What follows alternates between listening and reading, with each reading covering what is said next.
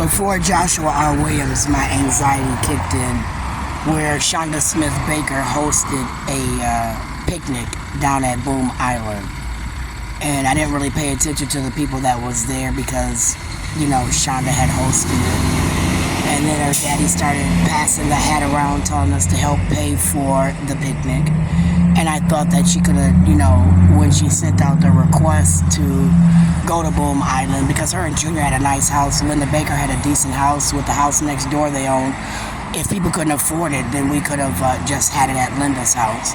But to do it at the time of the picnic, I thought it was in bad taste. And I got an attitude at that point, and then I went and smoked weed. I think Michael and Jerice was 17 at that point. Not quite 18, but 17. And I told Michael and Jerice, I'm getting ready to go smoke this blunt. If y'all want to hit this blunt, meet me at my Trailblazer.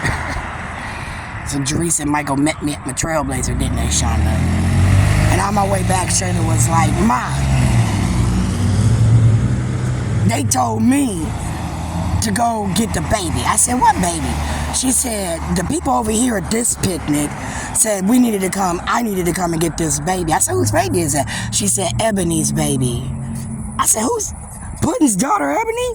I said, girl, go tell Ebony to get her own motherfucking baby. That's not your responsibility at the picnic, Shayla. Right? As Shonda's daddy passed around the hat, Josh. And you had just given me that settlement, right, Josh? And I thought Shonda and them were mocking me at that point. Something about David McKnight and him calling me a superstar at that picnic. The aftertaste that year at that picnic that had left in my mouth as my children attended Cooper.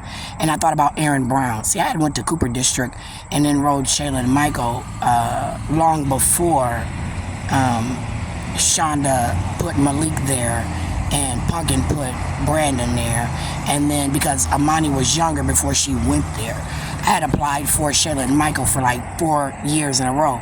But they told me that little Michael had to go through the court case where I started in 2009, 2010, and then I had to wait till the Judge Tunheim gave it a decision in 2012. So then in 2012, that's when Atlee had to leave Minnesota. He made me work with Amy. Amy had me go to that illegal transition case, and I fired Amy.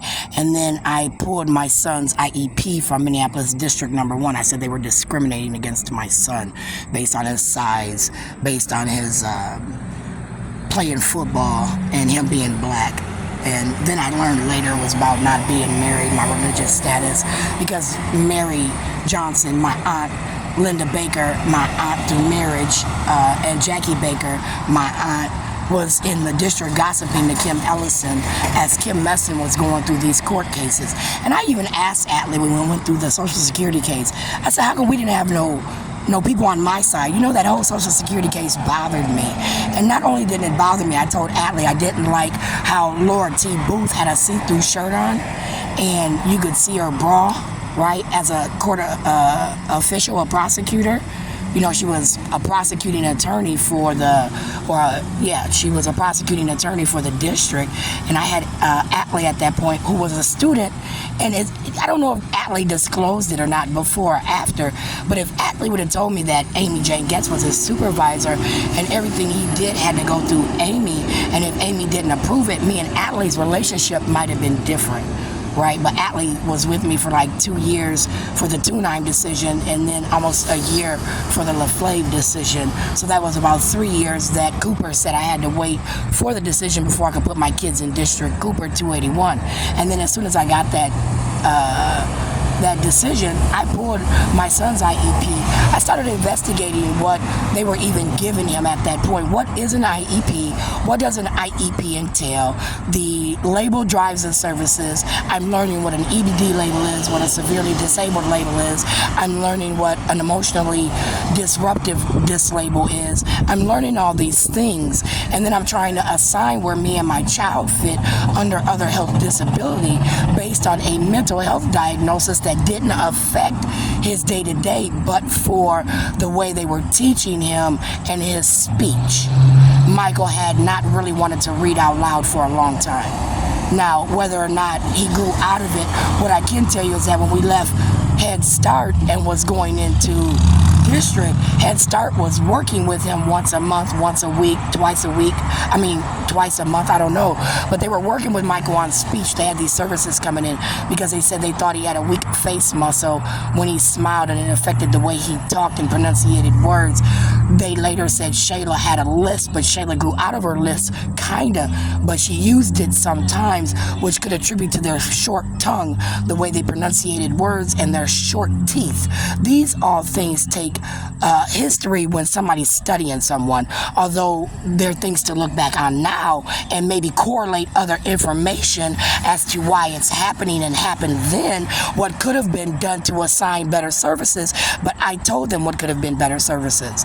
At the time, I'm arguing with them about pulling my son out of class under the IEP and just giving him an education assistance and working with him one-on-one, where he reads whatever the classroom teacher was given to them, and then he could have read to the EA assistant. They said that's outside the district model, that they have this one shoe fits all, and they're not doing that.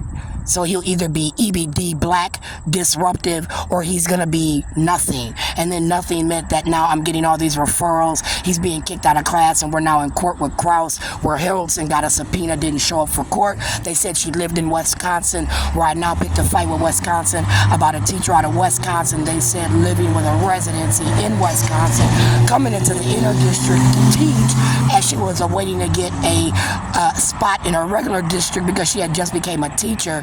And as an intern, when you first get out of school, you got to go to our district. So then we had a lot of young teachers or older teachers who are just getting out of college, and they're now teaching our inner city kids, where the union has now given them a way to not deal with the kids, make the class size small, where they have a hand-picked group of kids who might be A and B students who don't even need their help, where I said the teachers were now sitting there at the head of the class on their phones, on their Facebook pages, because the kids are supposed to read for 55 minutes of class. There was only they were supposed to read for like 50 minutes of class. They had cut down the passing times. It affected how Shayla now was living her life in high school. I'm now coming at them about Shayla in IEP under health disability, where her size that they called fat under obese, because they said that she was overweight according to the average child, affected her when she had certain things going on, like her period, her asthma, her allergies was bothering her.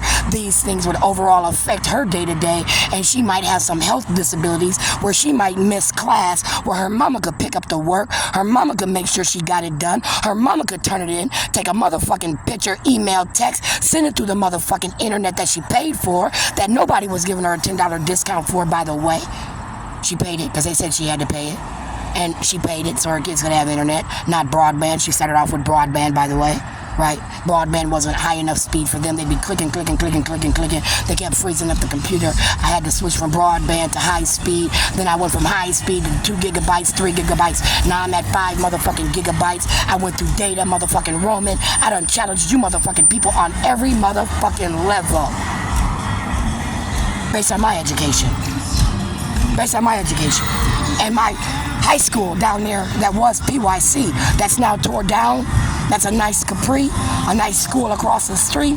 Actually was a little house, right, Jim? That's where we started, with a little house.